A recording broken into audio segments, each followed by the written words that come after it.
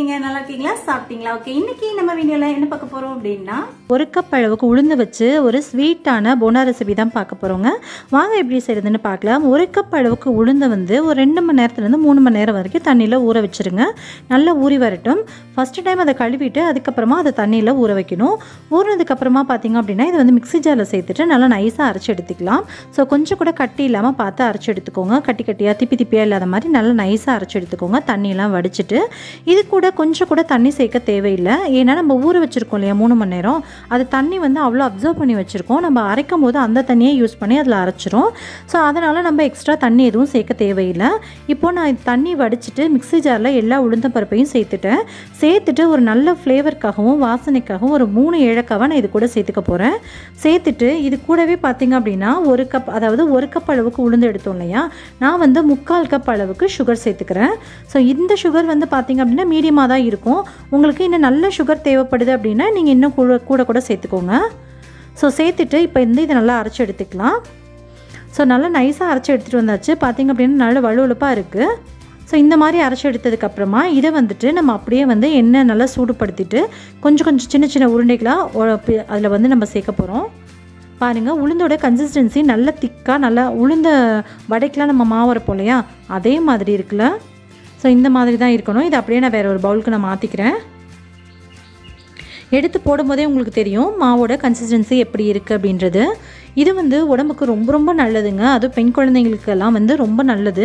அந்த முதுகு வலி வராமல் இருக்கும் பின்னாடி ஃப்யூச்சரில். ஸோ அது மாதிரி நிறைய விஷயங்களுக்கு இது ரொம்பவே நல்லது. ஸோ அதனால் உளுந்தை வந்து ஏதாவது ஒரு வகையில் எடுத்துக்கிறதுனால ரொம்பவே நல்லது. ஸோ இந்த அளவுக்கு சேர்த்தாச்சு. இப்போ வந்து இது கூட வந்து பார்த்திங்க அப்படின்னா 1 கப் அளவுக்கு உளுந்து எடுத்தோம் இல்லையா, அதில் வந்து 1/4 கப் அளவுக்கு வந்துட்டு அரிசி மாவு வந்து இது கூட சேர்த்துக்க போகிறோம். எதுக்காக சேர்த்துக்க போகிறோம் அப்படின்னா, இந்த 1/4 கப் அளவுக்கு அரிசி மாவு நம்ம சேர்த்துக்கிறதுனால உளுந்து வந்து நம்ம எண்ணெயில் போட்டு எடுக்கும்போது கொஞ்சம் கூட எண்ணெய் குடிக்காமல் இருக்கும். அதுக்காக தான் வந்துட்டு 1/4 கப் அளவுக்கு அரிசி மாவு சேர்த்துக்கிறோம். சேர்த்துட்டு இதை நல்லா கை வச்சு பிசைஞ்சு விட்டுக்கலாம். நல்லா பிசைஞ்சிக்கும் போது பார்த்திங்க அப்படின்னா நம்ம ஆல்ரெடி மாவு திக்காக இருந்துச்சு. இதில் தண்ணி எதுவுமே சேர்த்துறாதீங்க. ஆல்ரெடி திக்காக இருக்கலாம், அதுலேயே வந்து நம்ம நல்லா பிசையும் போது இந்த அளவுக்கு நமக்கு கரெக்டாக கிடச்சிரும். இதை வந்து நம்ம எண்ணெயில் விட்டு பொரிச்சு எடுக்கும்போது கொஞ்சம் கூட எண்ணெயே குடிக்காது. ஸோ அப்போ உடம்புக்கு ரொம்பவே ஹெல்த்தி இல்லை. ரொம்ப ஆயில் குடித்து நம்ம அதை சாப்பிட்டாலுமே உடம்புக்கு அவ்வளோவா நல்லது இல்லைல்ல.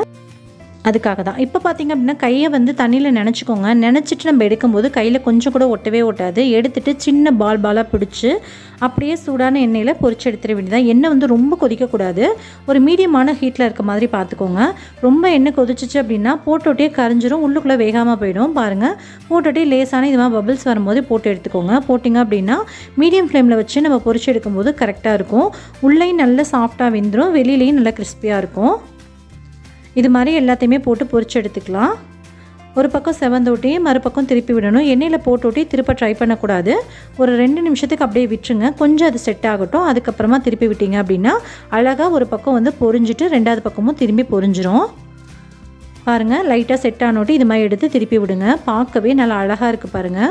நல்லா கோல்டன் ப்ரௌன் வந்ததுக்கப்புறமா எண்ணெயை விட்டு வெளியே எடுத்து சாப்பிட்டோம் அப்படின்னா அவ்வளோ டேஸ்ட்டு சூப்பராக இருக்குங்க. கண்டிப்பாக ட்ரை பண்ணி பாருங்கள். இனிப்பு மட்டும் உங்களுக்கு தேவைக்கேற்ப அட்ஜஸ்ட் பண்ணிக்கோங்க. மற்ற ரேஷியோ எல்லாமே கரெக்டு தான்.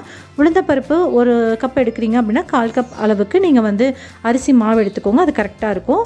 பாருங்கள், வெந்ததுக்கப்புறம் உள்ளுக்குள்ளே பார்க்கவே எவ்வளோ சூப்பராக இருக்குல்ல. அவ்வளோ சூப்பராக இருக்குது. பார்க்கவும் சாப்பிடவும் அதே மாதிரி டேஸ்ட் நல்லாயிருக்கும். அதே மாதிரி நல்ல சாஃப்டாகவும் இருக்கும். கண்டிப்பாக இதே மாதிரி ட்ரை பண்ணி பார்த்துட்டு எப்படி இருந்துச்சுன்றதை கீழே கமெண்ட் பண்ணுங்கள். உங்களுக்கு இந்த வீடியோ ரொம்ப பிடிச்சிருந்துச்சு அப்படின்னா வீடியோக்கு ஒரு லைக் கொடுங்க. மறக்காமல் உங்கள் ஃப்ரெண்ட்ஸ் அண்ட் ஃபேமிலியோட ஷேர் பண்ணிக்கோங்க. மறக்காமல் நம்ம சேனலுக்கு அவிஷ் கிச்சனை சப்ஸ்கிரைப் பண்ணிவிட்டு கூட வர பெல் ஐக்கானை கிளிக் பண்ணிவிட்டு ஆல் அப்படின்ற ஆப்ஷனையும் கிளிக் பண்ணிக்கோங்க. ஸோ தட் நான் போடக்கூடிய வீடியோஸ் எல்லாம் உங்களுக்கு தொடர்ந்து நோட்டிஃபிகேஷன் மூலமாக வந்து சேரும். நீங்களும் மிஸ் பண்ணாமல் பார்க்கலாம்.